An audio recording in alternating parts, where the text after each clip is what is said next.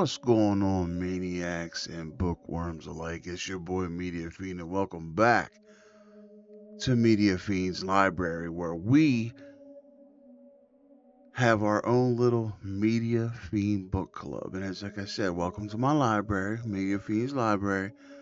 And this week's episode of Media Fiend Book Club, we're gonna get a little weird.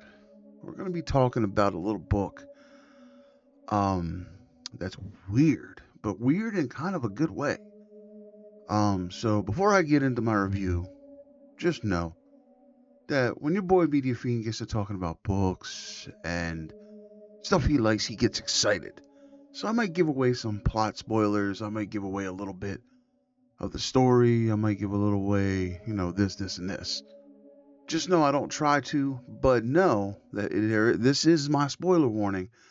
So I'm going to try to keep it as minimal as possible. That way I don't ruin the book for you guys. But if you guys want to get this book, read it, and come back and watch this and to have discussions in the chat with me, let me know. Just pause this, go read the book, and come back. Because you can see in the title what we're going to be doing today. So, with all the niceties out of the way, let's just hop right into the book that we're going to be discussing today. We're going to go do the boom, boom, boom, boom, boom. And as you can see by the background, we're diving into a little book called I Found Puppets Living in My Apartment Walls. Ooh, what do I say about this book? Okay, so first off, this book was weird. Like, weird in a good way, but weird. Alright.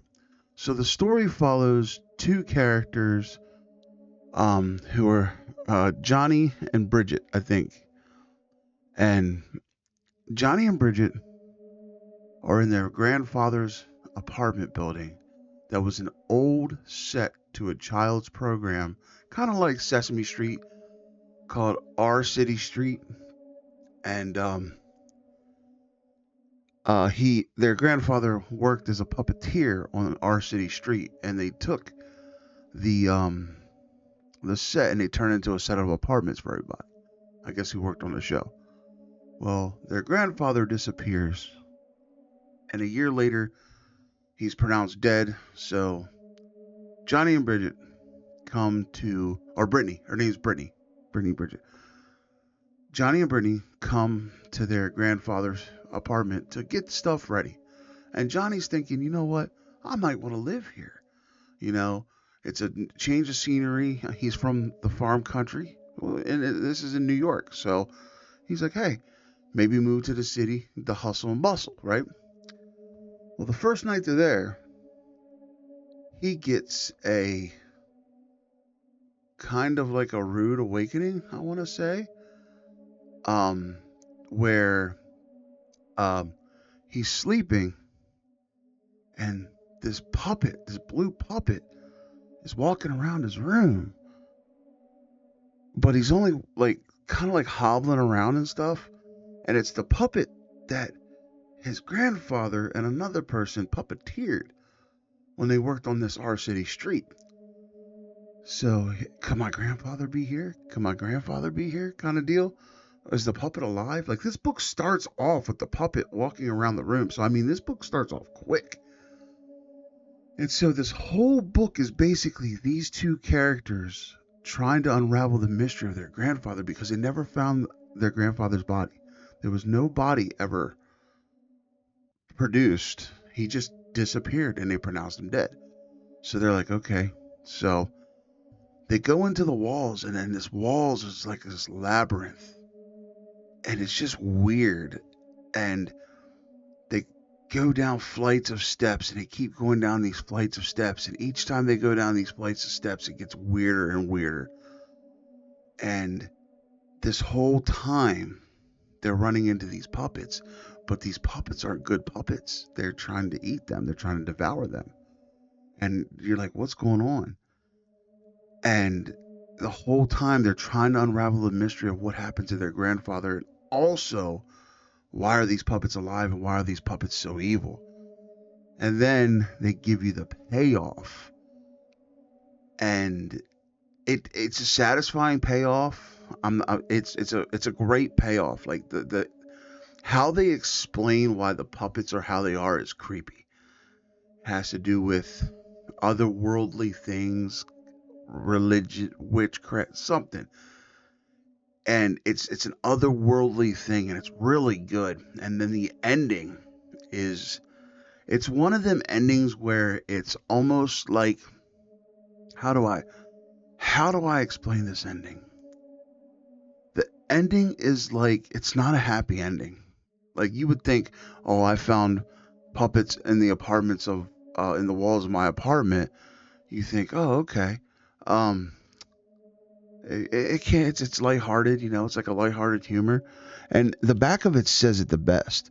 It's a goosebumpy feel into it, but then you dive into something like weird, and it's right here, goosebumpsy, but then dives into something terribly cosmic, cosmically wrong beneath the surface. I don't know what that word is, but yeah, catastrophic. That's the word I'm going to use. Catastrophically weird, and its core.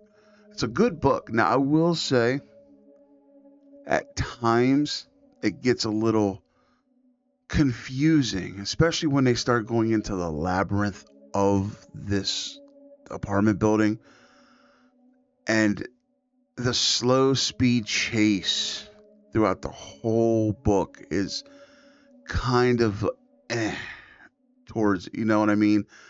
Like the whole book, these two are being chased by this puppet on the thing, and he's slow, and it's like a slow speed chase, and you're just like, okay, now catch up to him or give up at this point, because he keeps going, he keeps going, he keeps going, he doesn't stop. So, but other than the slow speed chase and in the kind of like the confusion in the middle, it was a good read. It was an interesting read. Like I said, the ending is really, you would think, like I said, a book about puppets living in the walls would be kind of goofy and, um, just goofy. And I'm telling you this now, this is not goofy. This is actually like it's a goosebumps for adults, basically, this book is. And I was pleasantly surprised by how good this book was. It was creepy at times. Like I said, the way they explain why the puppets are alive is downright terrifying. There's an incident that happens in this book that is just terrifying, and you find out it's an urban legend in the book, but when they explain what actually happened, it's insane. So, if I'm gonna give this book a score, I'm gonna give it a 4.0. This is a solid 4 read. It's a good read. It has a nice pace. It doesn't drag because it's only 158 pages long. So they really hit you with the story right off the bat. They don't mess around, which is nice. I like that sometimes. Sometimes I like a fast story. Like not a fast story, but I don't like sometimes I just want to get to what's going on. I don't need like 900 pages of a prologue before you get into the actual story. This starts off heavy and it ends crazy. So 4.0, I definitely recommend you check this thing out. It's a fun book. Like I said, it looks artsy fartsy. It looks silly, but it's anything but. I'm definitely checking out. And I know this Ben Farthing, I know he has a series called the I Found series, and I bought the series. So I'll be reading some of those for future book clubs. So yeah. All right. 4.0, check it out. I Found Puppets Living in My Apartment Walls. Definite decent read. Now let's get on back to the library, and I'm going to show you what next book I am diving into. So, to hit my goal of 20 books this year, I have to read some smaller ones. So I decided to jump into one that looked really good. I followed the author on TikTok, and he was selling the book. I went on Amazon and picked it up, and it's called Goblin. All that glitters is not gold. Goblin. And I'm a little ways into it now. I had to start it, because I'm back at work and stuff. So, but I had to start it, and I'm not saying anything about I'm starting it. I'm a ways in. I'm like 30 pages in. The review will be up soon. It's only 80 some pages long, so this isn't a long book. So I probably will be putting up the review for this maybe Saturday. So, but yeah, Goblin, all things that glitter are not gold. Definitely excited to get into this next read. And the back of it says,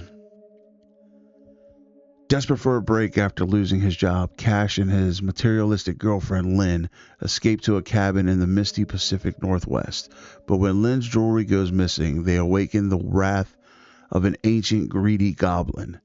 Now Cash and his friends must capture the creature and baptize it in holy water before the curse devours them all.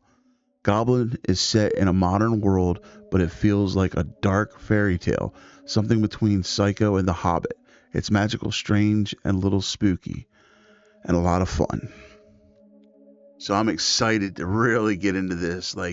I read I read some of the reviews of other people, and it seems like a pretty cool book. So, Goblin. All right. All right, guys. Well, I think that's it for today. Today is Thanksgiving, so I want to say to all my maniacs out there and my bookworms, fellow bookworms alike, I want you guys to have a very happy and safe Thanksgiving. I hope, you eat a lot of food. If you watch football, I hope you guys have a fun day watching football. Your boy is going to be watching some football today. Yes, your boy is a Dallas Cowboys fan, so I get to eat, be full, and then watch my Cowboys hopefully win. They play Kansas City today, so I don't know. But yeah. And just know tomorrow I will be doing the giveaway. I'm gonna do it a little different this time around. So I'm just gonna announce the winner tomorrow. Um, and then we'll get with the winner and everything. Time's been a real constraint lately, so I'm not gonna be able to do like how I wanted to do it. I'm just gonna have to just pick a winner this time around, but it's okay. I'm gonna have other things in the lineup. If you follow my gaming channel, I announced yesterday that December 26th, the day after Christmas, we're gonna be doing a 24-hour live stream, and it's gonna be fun. So head on over to there to subscribe. That way you can be a part of that, and I'll be doing 2 giveaways that night. So definitely check it out. But all right, guys, I'm just gonna end this on one more note, and then I'm gonna let you guys get to your Thanksgiving with your families. I just want to say one thing I'm thankful for, and that is each and every one of you, those of you who either go to my Media Fiend Gaming channel and watch me play video games and, um, talk to me out there and, just have fun with me out there, and the people who come over here to watch me talk about books and, something that's just I never would have thought in a million years I'd be into reading books. So I just want to say I'm thankful for you guys. I'm thankful for, you know, even though I don't have a bajillion subscribers, the subscribers I have mean more to me than having a bajillion. You know what I'm saying? I didn't get into YouTube to be this big influencer. I didn't get into YouTube to make a bajillion dollars or get a bajillion followers or anything like that. I joined YouTube to join a community to talk about things that I like that hopefully other people like too. That's it. So, all right, guys. I just want to say I'm thankful for you guys. I love you guys. I don't want to get all emotional on you all here, but the holidays really bring something out of your boy. But I love you guys. Thank you guys. Don't forget, if you haven't done so yet, hit that subscribe button along with them bell notifications. That way, when your boy Media Fiend goes live or does a book review or goes live on his gaming channel, you're in the know. And yeah, with all that being said, guys, I love you guys. Thank you guys. And until we meet again, this is your boy Media Fiend saying, as always, be chill and we out. And happy Thanksgiving. I love you guys. And don't forget to pick up a good book. All right. Peace, y'all.